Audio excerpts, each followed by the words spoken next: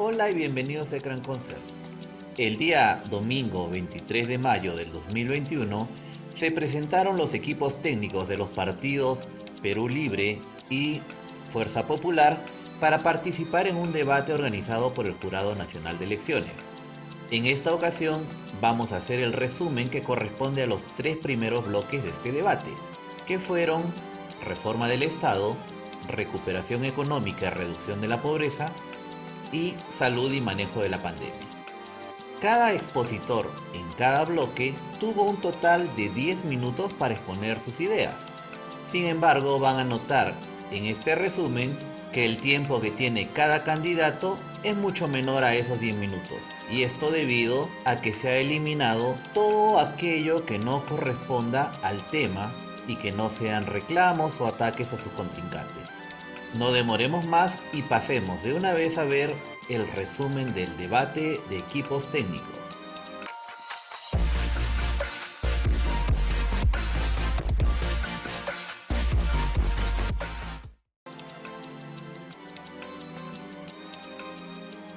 Nosotros creemos en que debemos de tener un Estado cercano al ciudadano. Y para eso tenemos, en principio, que fortalecer las capacidades del servidor público.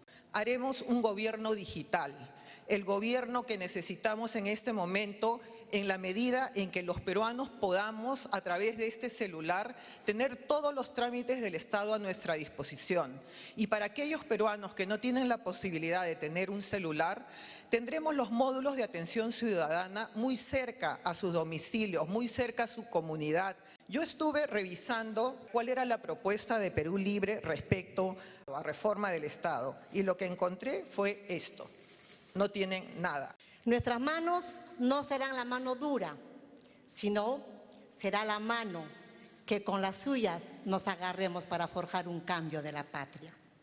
En nuestro gobierno estableceremos un nuevo pacto social a partir de una profunda reforma política, económica y del sistema de justicia para construir un Estado que garantice la salud, la educación, la inversión, turismo, trabajo decente, tecnología y el ejercicio efectivo de los derechos políticos, económicos, sociales y culturales. Tenemos el compromiso de conducir a los pueblos a la elaboración de una nueva Constitución.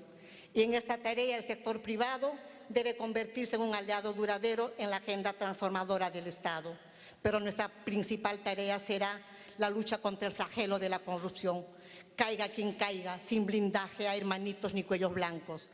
Nosotros queremos un Estado eficiente, un Estado moderno, un Estado cercano al pueblo y que construya, que sea un director de orquesta, que finalmente haga y lleve las obras y el progreso a los lugares en que se necesita. Tenemos que generar riqueza para poder distribuirla, llevar el agua, el desagüe, la luz, los servicios básicos, los títulos de propiedad a todos los lugares. Para eso necesitamos un Estado que ponga la simplificación administrativa en marcha como una tarea permanente. Necesitamos un Estado que no demore los trámites.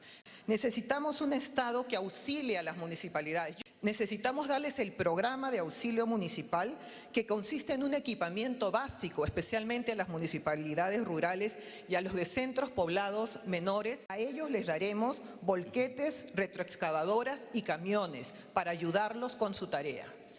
Tengo el oficio número 144 de la Municipalidad Distrital de Puños, que le dirige a la presidenta de la Comisión de Presupuesto y le pide presupuesto para poder atender los problemas de su escuela rural. En el presupuesto de ese año, ¿lo consideraron? No lo consideraron. Yo quisiera que me digan solamente un solo lugar donde este modelo atrasado de los 70 ha funcionado. Les vamos a dar un programa de apoyo financiero a las municipalidades. Vamos a inyectar transferencias a las municipalidades rurales para las pequeñas obras que están abandonadas hace mucho tiempo. No es posible que en nuestro país tengamos 100.000 millones de dólares en obras que están abandonadas. Vamos a darles también a las municipalidades los programas de vigilancia ciudadana, también para los gobiernos locales. Es importante fortalecer los consejos regionales y municipales para una adecuada función fiscalizadora, para que sus pedidos de información sean atendidos, para tener una lucha frontal contra la corrupción. El equilibrio en el ejercicio del poder es fundamental en toda democracia. Mecanismos extremos como la cuestión de confianza, la vacancia presidencial y la disolución del Congreso han sido preferidos a la búsqueda de consensos. ¿Qué reformas constitucionales o legales impulsaría su agrupación para mejorar el equilibrio de poderes? Por otro lado, ninguna de las dos organizaciones tendrá mayoría parlamentaria. ¿Cómo enfocarían sus organizaciones la relación con el Congreso y cómo generarían mecanismos de diálogo que permitan que el Congreso acompañe al Ejecutivo en llegar a sus principales metas? Señalar que en nuestro plan de gobierno, trabajado con antelación, tenemos efectivamente la reforma política. Nosotros sí tenemos la posibilidad, y lo hemos propuesto, que en lo que corresponde a la causal a la vacancia por incapacidad moral del presidente de la República, tenemos que precisar los conceptos. Es necesario abrir un debate para aclarar si es que debemos delimitar el procedimiento, porque no podemos también tener la posibilidad de que las vacancias se den de manera tan rápida. Necesitamos también, respecto al tema de cuestión de confianza, precisar que solamente como medida de control político debe hacerse sobre políticas generales del Estado. Nosotros tenemos muy claro cuáles son los temas y aspectos que en la Constitución podemos mejorar.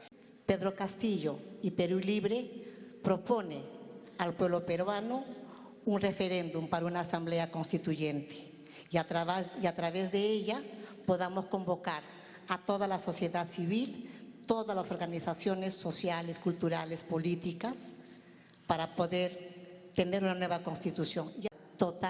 Totalmente nuestro respeto a los poderes del Estado, porque somos un partido político democrático.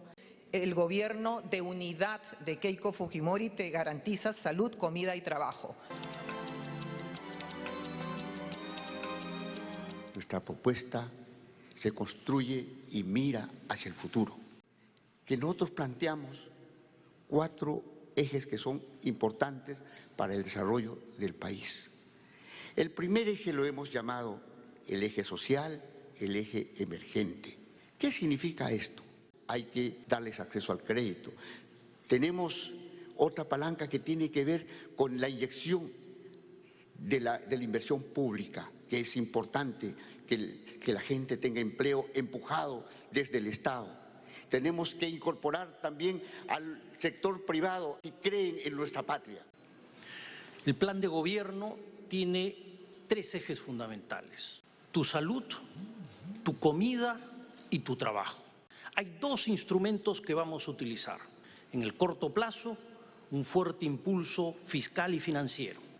En el mediano plazo, un fuerte impulso a la inversión privada, pero no de la gran empresa, de los pequeños y medianos empresarios, de nuestros artesanos, agricultores, pescadores, trabajadores. Ahí está la fuerza y el motor de nuestra patria.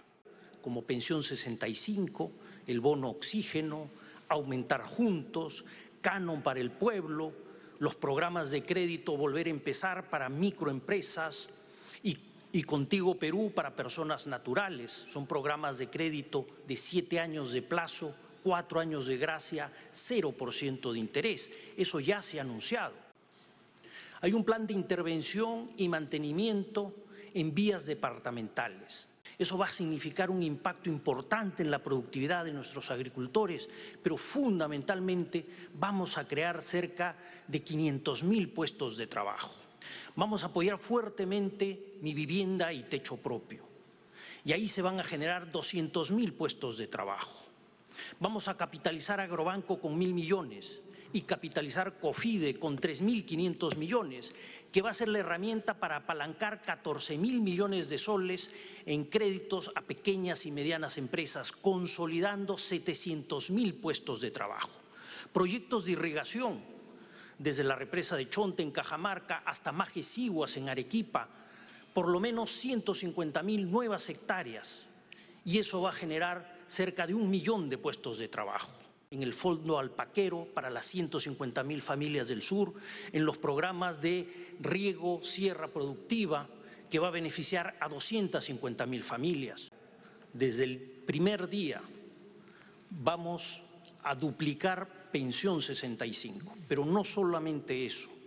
Tenemos previsto incrementar todos los años 500.000 beneficiarios en Pensión 65, con la idea de llegar a la cobertura universal al 2026. Juntos va a aumentar en 50% y vamos a hacer un esfuerzo para llegar al final del 2026 a 1 millón de familias protegidas por Juntos. Nosotros sí planteamos un sistema crediticio para las pequeñas empresas, para el involucramiento de la gente emprendedora en nuestro país. Hay que combatir a la pobreza en un proceso permanente, en una perspectiva histórica a la cual Perú Libre sí lo plantea. La fuente fundamental para reducir la pobreza es la generación de empleo. Primero con fuerte impulso fiscal y financiero, pero después con inversión privada. Esta inversión privada debería crecer en torno al 10% en el mediano plazo. Con esto llegaríamos a un crecimiento promedio de 6% y al 2026 no solo deberíamos regresar a los datos anteriores de pandemia, sino deberíamos estar en 15% de pobreza. Somos una economía abierta, porque importaremos lo que el país necesita, pero también trabajaremos para fortalecer nuestra economía. En el tema impositivo, lo importante es analizar el impacto que tiene sobre la eficiencia de nuestra economía. Tenemos la suficiente fortaleza fiscal para implementar este programa que he explicado, subiendo ligeramente el déficit en los primeros años e ir reduciéndose en el tiempo. Si se aumentan los impuestos, va a ser en función de necesidades específicas y cualquier revisión que se haga de impuestos es buscando la eficiencia de la economía. Gracias a esta fortaleza podemos implementar este programa. El mejor seguro de desempleo que existe es la generación de empleo. Avanzar en un seguro de desempleo es una buena idea y es algo que vamos a estudiar. Tenemos que avanzar a un seguro universal. Bueno, el crecimiento sostenido trajo mejoras sustanciales, como sacar de la pobreza a más de 7 millones de peruanos entre el 2007 y 2019. Pero esta crisis nos ha mostrado la precariedad del avance. 1 de cada 3 peruanos eran no pobres, pero vulnerables a caer en pobreza ante shocks. ¿Qué alternativas concretas proponen para combatir la informalidad y, sobre todo, ampliar la protección social para más peruanos sin vulnerar derechos y considerando el deterioro de las finanzas públicas en los últimos meses? ¿Han estimado un costo y horizonte temporal para ello? Ellos necesitan oportunidades, necesitan acceso al crédito, necesitan posibilidades de cómo reconstruir sus iniciativas y Perú Libre facilitará todos esos procesos. Necesitan un régimen tributario que les eduque y que les posibilite desarrollo en el país. A ellos hay que incorporarlos a la producción, incorporarlos a la formalidad, pero de otra forma, involucrándolos, empoderándolos, dándoles crédito, educándoles, transfiriéndoles tecnología. Por eso es que planteamos un ministerio de ciencia y tecnología, pero que sirva a los procesos y a los sistemas productivos que tiene nuestra patria. Programa Pensión 65, se va a incorporar 500.000 de personas todos los años en este programa. Al 2026 vamos a llegar a una cobertura total, universal, de nuestros adultos mayores en el país. Eso nos va a permitir enfocarnos en una reforma inteligente del sistema de pensiones, tanto el privado como el público, pero teniendo la seguridad y la certeza de que vamos a contar al final de nuestros días de trabajo con un mínimo suficiente. Otro tema fundamental es cómo vamos saliendo de la informalidad. El programa de crédito Volver a Empezar, para las micro y pequeñas empresas que se vieron obligadas a cerrar y pasaron directamente a la informalidad. Pero el más ambicioso es el programa de créditos con la capitalización de COFIDE para llegar en un total de 14.000 millones de soles, consolidando, formalizando más de 700.000 puestos de trabajo. Para hablar a nuestros compatriotas de la sierra, porque estamos trabajando en un programa intenso de siembra de agua y reservorios familiares para llegar a 250.000 familias. Respetaremos los recursos de la gente, los bienes de la gente. Es que en los primeros 100 días te vamos a dar salud, consultorios, pruebas moleculares, más de 100.000 al día, las vacunas que mereces. Al 30 de noviembre todos los adultos mayores de 18 años estarán vacunados. Tus niños que no se vacunaron durante el año pasado tendrán las vacunas al día y los vacunaremos contra COVID para que en el 2022 comiencen sus clases. Que necesitamos convertir en nuestro país la salud en un verdadero derecho, en lograr que el Estado se responsabilice por la salud. El Estado también con la salud debe invertir para recuperar que el pueblo peruano tenga este derecho. Señalamos dos cosas puntuales. En primer lugar, que la salud debe ser tratada con un criterio científico, porque tenemos un plan de salud y lo voy a detallar en el segundo bloque. La vacunación es un compromiso, es un derecho y es un deber del Estado garantizar ese derecho. Nosotros tenemos la capacidad logística instalada para que a partir del 28 de julio se coloquen 160.000 vacunas por día para que al final de noviembre todos los casi 20 millones de adultos mayores de 18 años tengan una vacuna de calidad. La vacuna, si la llegamos a aplicar al conjunto de nuestro pueblo, o por lo menos a un 70%, vamos a poder parar de manera muy seria los contagios y las muertes en nuestro país. Lanzar sin ninguna discriminación una campaña de vacunación a toda nuestra patria de manera masiva, y para eso necesitamos contar con la organización y la movilización de la gente. El primer dique de contención que tenemos que hacer a esta pandemia y a una tercera ola es, en primer lugar, definir los presupuestos que necesitamos. Necesitamos inyectar por lo menos 5.000 millones. ¿Por qué? Porque hay que fortalecer el primer nivel. La atención médica primaria es fundamental y esto significa sacar del olvido a miles de establecimientos de salud. Por supuesto que además de la vacuna tenemos que resolver 3 o 4 elementos más. Necesitamos resolver lo de las pruebas moleculares, que las necesitamos de manera masiva. Acá necesitamos rápidamente 100 plantas de oxígeno para enfrentar la pandemia. Nosotros tenemos 100 plantas de oxígeno, tenemos un primer nivel que al día de hoy cuenta con 14.000 establecimientos, de los cuales la gran mayoría pertenecen al sector privado. El oxígeno nunca más te costará y las vacunas llegarán con eficiencia y calidad en el momento más apropiado. Que uno puede prometer acá que tiene las vacunas. Hay que definir si realmente el gobierno las tiene y luchar para que esas vacunas sean distribuidas, para que la salud llegue gratis y las vacunas lleguen gratis a la gente. El sector privado es pequeño y soluciona una pequeña parte de los grandes problemas de salud de todos ustedes. El sector público ocupa el 95% de la vida de ustedes. La pandemia y la tercera ola es una prioridad, son una prioridad y nosotros tenemos la capacidad de que nunca haya un desabastecimiento de vacunas constante y continuo. Por eso es que es importante considerar que la aplicación de vacunas, así como los centros de aislamiento y el rastreo con pruebas moleculares y la vigilancia de los virus para saber si hay variantes nuevas o no, es un hecho y es un derecho para ustedes. Debemos apostar protegiendo la lactancia materna. Nosotros hemos señalado la necesidad de declarar una emergencia alimentaria en el país.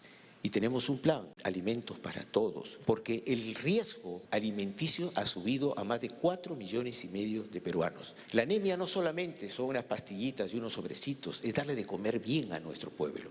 ¿Qué políticas concretas implementarán respecto a atención primaria de la salud con enfoque de salud mental e interculturalidad?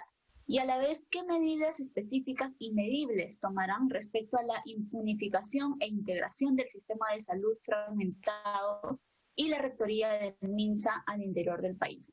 Salud mental es una prioridad, no solamente durante la pandemia, sino antes ya era un problema. Nosotros vamos a articular la atención a nivel primario. Vamos a coordinar entre todos los actores, todos los equipos, recurso humano, estructura, infraestructura para implementar un buen plan de atención primaria de salud. Tenemos que tener un sistema universal que garantice los derechos de cada ciudadano. Tenemos que garantizar un financiamiento específico para ellos. Hay que pagarles sus atenciones. Nosotros, durante los primeros 100 días, vamos a articular el primer nivel de atención con apoyo tecnológico, con interconectividad, teleconsulta, telemedicina, especialización, 14.000 centros de salud al alcance de tu casa, con calidad, con profesionales que te atenderán en medicinas y con un buen plan de salud mental comunitario. El estrés que genera la pandemia nos obliga a tener una estrategia de salud mental y hay que fortalecer desde el Ministerio de Salud los establecimientos de salud mental que han empezado a crearse en distintas partes del país. Hay que extender esto. Necesitamos que en todas las regiones y en las provincias más importantes tengamos centros de atención mental. Pero además la pandemia la tenemos que enfocar desde dos niveles. Necesitamos obviamente un sistema único de salud, respetando financieramente a las instituciones, pero funcionalmente el Ministerio de Salud tiene que jugar un rol rector. Y por otra parte hay que fortalecer la red periférica de salud, pero hay que fortalecerla como que hay que fortalecer también la vinculación con la sociedad, con las comunidades. El sector salud necesita para enfrentar sus graves problemas, primero reactivarse en infraestructura, en equipamiento, en recursos humanos y luego abordar su relación con la comunidad. Que se pueda atender al paciente con COVID en su domicilio también, que podamos crear centros comunales de atención donde además pueda llegar el oxígeno como parte de una estrategia que debe ser integral.